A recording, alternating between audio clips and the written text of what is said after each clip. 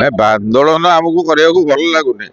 ଆମେ ଠିକାଦାର ଲୋକ, କାମ କରିବା ଲୋକ, କିନ୍ତୁ ସରକାର ଆମକୁ ପ୍ରତିଶ୍ରୁତି ଦେଇ ତାହାକୁ ପାଳନ କରୁନାହାନ୍ତି, ଯୋଉଟା କି ଆମ ମନରେ ବହୁତ କ୍ଷୋଭ। ବର୍ତ୍ତମାନ ସୁଦ୍ଧା ଏ ବର୍ଷ ଫାଇନାନ୍ସିଆଲ ଇୟର 2026-27ର କୌଣସି ଟେଣ୍ଡର ବନ୍ଦ ହେଇପାରୁନାହିଁ।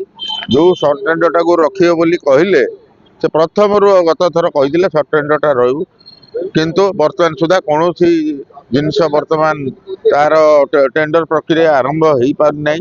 ବାକି ଅଲଗା ଯୋଉ ଆମର 7ଟା ଦାବି ଅଛି ତାକୁ ବି ବାରମ୍ବାର ଆମେ ସରକାରଙ୍କ ପାଖରେ ଉଠେଇଛୁ। ବର୍ତ୍ତମାନ କୌଣସି ଗୋଟେ ଦାବି ବି ଆମର ପୂରଣ ହେଇନାହିଁ। ଆମେ ଏ ବିଷୟରେ ବାରମ୍ବାର ଆଲୋଚନା କରିଛୁ, ଆଗରୁ ବି ଆଲୋଚନା କରିଛୁ। ସରକାରଙ୍କୁ 3 ମାସ ଟାଇମ ଦେଇଥିଲୁ, 3 ମାସ ଯାଇକି 4 ମାସ ହେଲାଣି ଯେ ବର୍ତ୍ତମାନ ସୁଦ୍ଧା ସରକାରଙ୍କର କୌଣସି କର୍ଣ୍ଣପାତ କରୁନାହାନ୍ତି କି ଆମ ଦାବି ଉପରେ ଆମକୁ ଯାହା ଆମର ନ୍ୟାୟୋଚିତ ଯୋଉ ଜିନିଷ ଆମର ଡିସ୍କସନ ହେଇଥିଲା ଆମେ ସେଇ ଜିନିଷଟିକି ଚାହୁଁଛୁ। ବର୍ତ୍ତମାନ ସରକାର ଆଉ ତାକୁ ଧରାଛୁଆଁ ଦଉନାହାନ୍ତି କି କୌଣସି ଜିନିଷ ସେ ଆମକୁ ଫାଇନାଲି କିଛି ଜଣାଉନାହାନ୍ତି।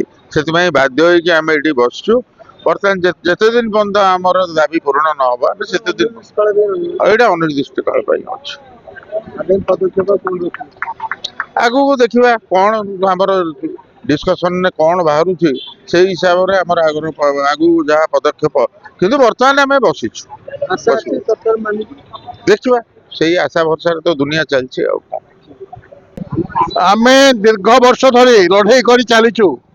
ଆଗରୁ ସରକାର ଥିଲେ ତାଙ୍କ ସାଙ୍ଗରେ ଲଢୁଥିଲୁ। ବର୍ତ୍ତମାନ ଆମର ବହୁତ ଆଶା ଥିଲା ଯେ ଇଏ ସରକାର ଆସିଲା ପରେ ଓଡ଼ିଶାର ଠିକାଦାର ମାନଙ୍କର ଏମାନେ ଅନୁଭବ କରିବେ ଯେ ଓଡ଼ିଶା ସରକାର କେତେ ବିପର୍ଯ୍ୟସ୍ତ, ଓଡ଼ିଶା ଠିକାଦାର ମାନେ କେତେ ବିପର୍ଯ୍ୟସ୍ତ। କିନ୍ତୁ ଅତି ଦୁଃଖର ବିଷୟ, ଏ ସରକାର ଓଡ଼ିଆ ଠିକାଦାର ମାନଙ୍କର ଅବସ୍ଥା ବୁଝିବା ପାଇଁ ପ୍ରସ୍ତୁତ ହୁଅନ୍ତି, ବରଂ ଆହୁରି ଓଡ଼ିଆ ଠିକାଦାରଙ୍କୁ ବିପର୍ଯ୍ୟସ୍ତ କରି ଚାଲିଛନ୍ତି। ଓଡ଼ିଆ ବାହାର ଠିକାଦାରଙ୍କୁ ବର୍ତ୍ତମାନ ଆଣି ଫେର କାମ ଦେଲେଣି। ବର୍ତ୍ତମାନ ଓଡ଼ିଆ ଠିକାଦାର ମାନଙ୍କ ହାତରେ କାମ ନାହିଁ। ଯାହା ଯେତିକି କାମ କରୁଛନ୍ତି, ଯାହା ପେମେଣ୍ଟ ପାଇବା କଥା ତାକୁ ମଧ୍ୟ ଦଉନାହାନ୍ତି। ଆଗରୁ ଗୋଟେ 5 ଲକ୍ଷ ଟଙ୍କାର କାମ ଥିଲା, ଛୋଟ ଛୋଟ ଠିକାଦାର ମାନେ କାମ କରୁଥିଲେ, ତାକୁ ମଧ୍ୟ ବନ୍ଦ କରିଦେଲେଣି। ତେଣୁ ଯେତେକ ପ୍ରକାର ନକାରାତ୍ମକ ନିଷ୍ପତ୍ତି ଏ ସରକାର ନେଇ ଚାଲିଛନ୍ତି। ଓଡ଼ିଶାରେ ଓଡ଼ିଆଙ୍କ ହାତରେ ନା ଶିଳ୍ପ ଅଛି, ନା ଖଣି ଅଛି, ନା କିଛି ଆର୍ଥିକ ବ୍ୟବସ୍ଥା ଅଛି। ଓଡ଼ିଆ ଠିକାଦାର ହଉଛନ୍ତି ଓଡ଼ିଶାର ଅର୍ଥନୀତିର ମେରୁଦଣ୍ଡ। ଯଦି ସେ ମେରୁଦଣ୍ଡକୁ ଭାଙ୍ଗି ଦିଆଯାଏ, ଓଡ଼ିଆ ଠିକାଦାରଙ୍କୁ ବିପର୍ଯ୍ୟସ୍ତ କରି ଦିଆଯାଏ, ତାହେଲେ ଓଡ଼ିଆ ଜାତିର ମେରୁଦଣ୍ଡ ଭାଙ୍ଗିଯିବ।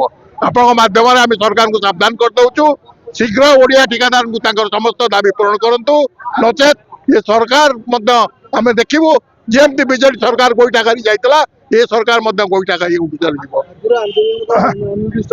ଅନିର୍ଦ୍ଦିଷ୍ଟ କାଳ ପାଇଁ ଯେପର୍ଯ୍ୟନ୍ତ ଆମର ସମସ୍ତ ଦାବି ପୂରଣ ନ ହେଇଛି, ସେପର୍ଯ୍ୟନ୍ତ ଏ ଆନ୍ଦୋଳନ ଚାଲୁ ରହିବ।